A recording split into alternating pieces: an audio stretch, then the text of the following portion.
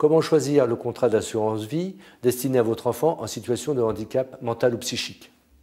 Comment choisir le contrat qui va permettre de valoriser l'épargne ou la réserve héréditaire de votre enfant en situation de handicap? Cette question taraude souvent les parents. Lorsque cela est possible, c'est-à-dire si votre enfant est éligible à ce contrat, il conviendra de privilégier le contrat épargne handicap dont nous verrons les spécificités plus tard.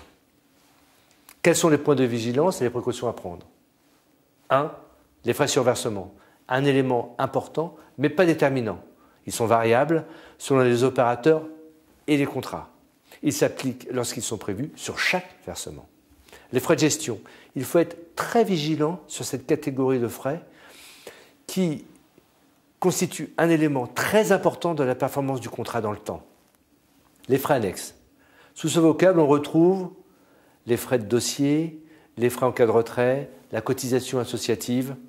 Il convient, au moment de la souscription, de se faire préciser les frais et leur montant.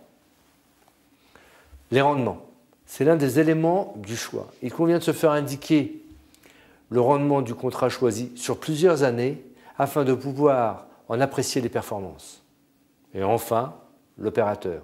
Quel type de contrat choisir? Sur le marché, il y a principalement les contrats offerts par les assureurs et les banques assureurs, contrats que l'on souscrit à titre individuel ou les contrats proposés par les associations d'épargnants. Alors, dans ce cas, ce sont les associations qui souscrivent le contrat et vous y adhérez. Pour plus d'informations, n'hésitez pas à me contacter dès maintenant.